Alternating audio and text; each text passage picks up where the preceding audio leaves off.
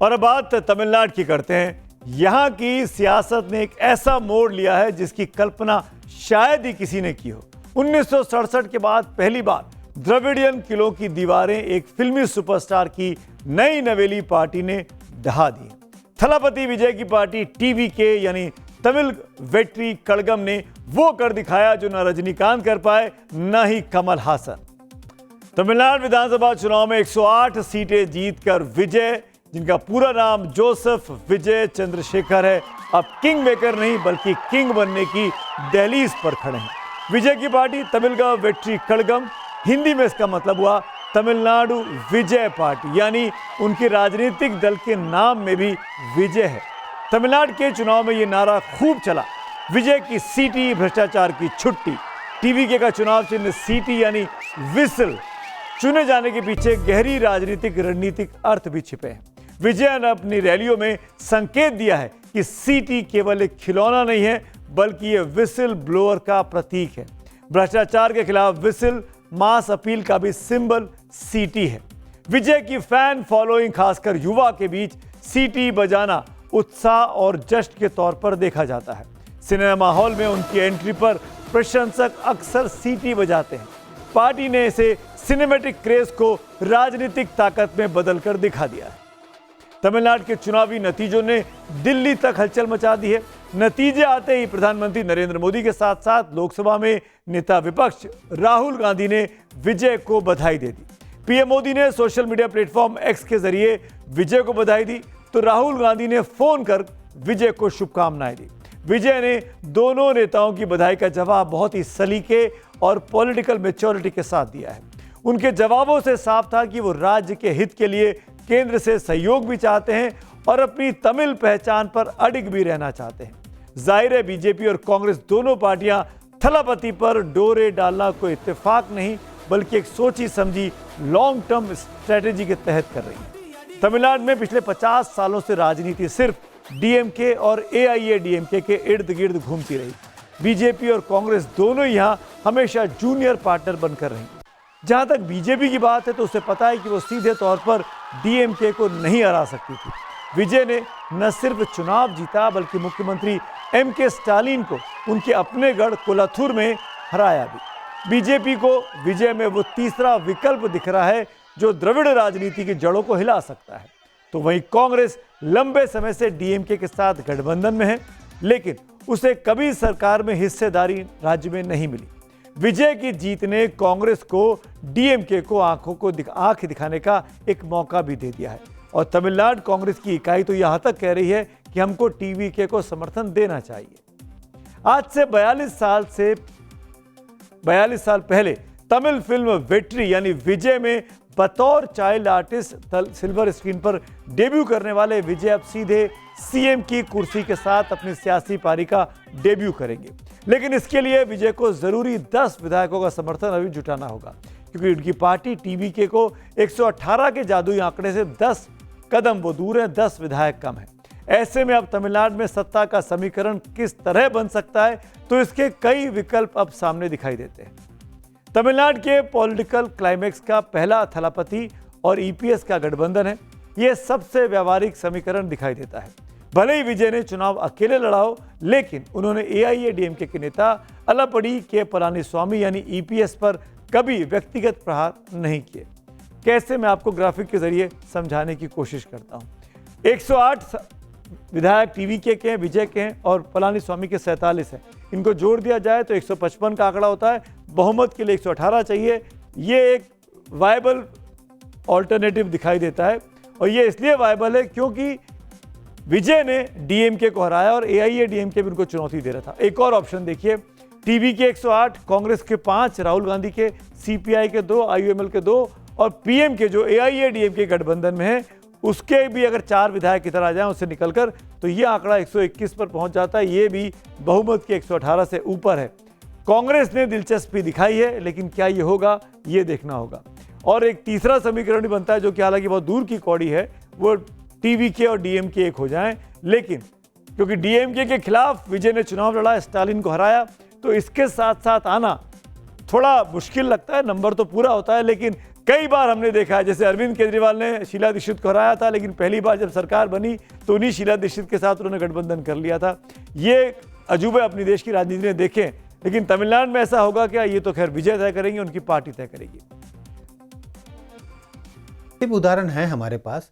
आप देखें 2013 का दिल्ली का चुनाव, जब आम आदमी पार्टी ने, उस समय कांग्रेस की सरकार थी, और उन्होंने कांग्रेस का खुलकर विरोध किया और बिल्कुल इसी स्थिति में थे, मेजॉरिटी मार्क से कुछ पीछे थे, दोनों पार्टियों ने मिलकर सरकार बनाई थी।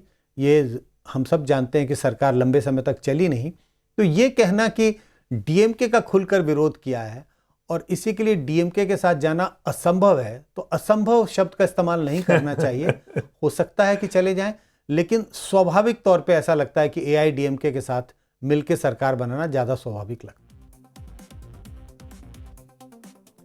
तमिलनाडु में राज्यपाल की भूमिका अब सबसे अहम रहने वाली है। सबसे बड़ी पार्टी होने के नाते विजय को पहला मौका मिलना तय माना जा रहा है। गेंद विजय के पाले में है। क्या वो पुराने मित्र राहुल गांधी का सहारा लेंगे या फिर नरम प्रतिद्वंदी ईपीएस के साथ मिलकर तमिलनाडु में एक नए युग की शुरुआत करेंगे? हमारी नजर इस पर बनी रहेगी। आपको अपडेट्स हम आगे देते रहेंगे।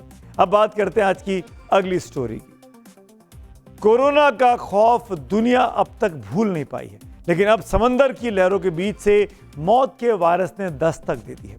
अटलांटिक महासागर में एक आलीशान क्रूज, सैकड़ों मुसाफिर और अचानक मच गई चीख पुकार। शिप में सवार 3 लोगों की मौत हो जाती है अचानक। इन सब के बीच WHO ने भी वायरस के आउटब्रेक की अब पुष्टि कर दी है। समंदर में मौत का वायरस। सोचिए, आप छुट्टियों पर निकले हो, परिवार के साथ एक शानदार लग्जरी क्रूज पे हो, शिप पर हो, और अचानक आपका शिप एक क्वारंटाइन सेंटर बन जाए। ना भागने का रास्ता, बीच समंदर में आप हैं, ना छिपने की कोई जगह। जी हाँ, बिल्कुल ऐसा ही फिल्मी अंदाज में हुआ अटलांटिक महासागर में। मैं असली किस्सा आपको बता रहा हूँ, कोई फिल्मी कहानी नहीं है। अफ्रीका के पास केप वर्ड आइलैंड के नजदीक समंदर की लहरों पर तैरते एक विशाल क्रूज शिप में सन्नाटा पसरा है। यह सन्नाटा सुकून का नहीं, मौत का है। WHO यानी विश्व स्वास्थ्य संगठन ने मुहर लगा दी है कि इस शिप पर हंटा वायरस का हमला हुआ है। दरअसल नीदरलैंड्स का एक क्रूज शिप MV हॉन्डिटस 3 हफ्ते पहले अर्जेंटीना से रवाना हुआ था। इसमें करीब 150 यात्री सवार थे। एंटार्क्टिका और दूसरी जगहों पर रुकते हुए केप वर्डे जा रहा था।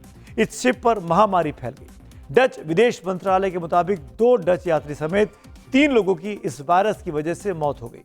इनमें एक बुजुर्ग दंपत्ति भी है। वहीं WHO के मुताबिक बीमार यात्रियों में से एक दक्षिण अफ्रीका के अस्पताल के ICU में भर्ती है। स्काई न्यूज ने इस ICU में भर्ती मरीज को ब्रिटिश नागरिक बताया है।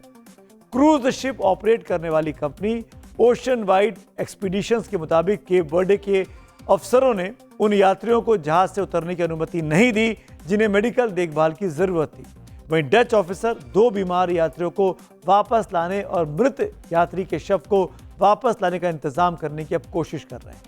सवाल यह है, आखिर कैसे क्रूज शिप बन गया है मौत का ताबूत? क्या हंटा वायरस कोरोना से भी ज्यादा खतरनाक है? और सबसे बड़ा सवाल यह कि क्या 3 मौतें तो सिर्फ ट्रेलर हैं? क्या पूरी दुनिया का पर एक नया खतरा मंडरा रहा है? शिप पर मौजूद लोगों में जबरदस्त पैनिक है, घबराहट है। हंटा वायरस पर दुनिया का ध्यान तब गया था पिछले साल न्यू मैक्सिको में हॉलीवुड एक्टर जीन हैकमैन की पत्नी बेट्सी अराकावा की इसी वायरस के इन्फेक्शन से मौत हुई थी। WHO के मुताबिक हंटा वायरस ने सांस की गंभीर बीमारी हो सकती है। संक्रमित चूहों का मल मूत्र या लार सूख जाती है और धूल में मिल जाती है, तो सांस लेते समय ये इंसानों के फेफड़ों में पहुंच जाती है। US centres for disease control and prevention के मुताबिक ये वायरस फेफड़ों में एक गंभीर और कभी कभी जानलेवा इन्फेक्शन पैदा कर सकता है, जिसे HPS यानी हंटा वायरस पल्मोनरी सिंड्रोम कहा जाता है। शुरुआती लक्षणों में तेज बुखार, मांसपेशियों में दर्द, थकान, सरदर्द और चक्कर आना शामिल है। वायरस फेफड़ों में पानी भर देता है, जिससे सांस लेना लगभग असंभव हो जाता है।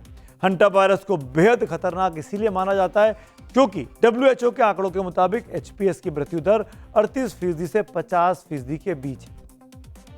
किसी स्टोर रूम वगैरह की ऐसे बंद कमरे की सफाई कर रहे हैं जहां पर कई ऐसे आइटम स्टोर्ड हैं, फूड आइटम स्टोर्ड है और वहां पर चूहे हैं और उनके ड्रॉपिंग्स वगैरह वहां पर है और आप उसकी सफाई कर रहे हैं, तो वो डस्ट पार्टिकल बनकर डस्ट के साथ आपके जब आप सांस लेते हैं तो आपके शरीर में एंटर कर जाते हैं और उस तरह के वायरल इन्फेक्शन वाले लक्षण पैदा करते हैं, जैसे कि बुखार आना, शरीर में दर्द होना, कमजोरी आना या सांस लेने में दिक्कत होना। हंटा वायरस की अगर प्रिवेंशन की, रोकथाम की बात करें तो इसमें सबसे ज्यादा रोल है हाइजीन का, जो रोडेंट्स है उनके कंट्रोल का, चूहों। कार्यक्रम के आखिर में आ गए, बात होगी पब्लिक व्यू की। भूपेश मिश्रा का एक्स पर पोस्ट है, विजय की जीत उन सब लोगों के लिए उम्मीद की किरण है जो बदलाव की इच्छा लेकर राजनीति में आते हैं। अब देखना बस ये होगा कि टीवी के तमिलनाडु को बदलती है या खुद बदल जाती है। बंगाल के रिजल्ट पर उमंग लिखते हैं, पश्चिम बंगाल के लोग इंतजार में कि 3,000 रुपए महिलाओं को कब से देगी बीजेपी की डबल इंजन सरकार। कोलकाता में महंगाई कम होती है, तुलनात्मक तरीके से यहां बिजली का बिल कम रेट पर आता है। और अब बात करते हैं आखिर में, आज के कार्यक्रम को यहाँ समाप्त करते हैं। अब आपसे कल मुलाकात होगी, तब तक के लिए शुभ रात्रि।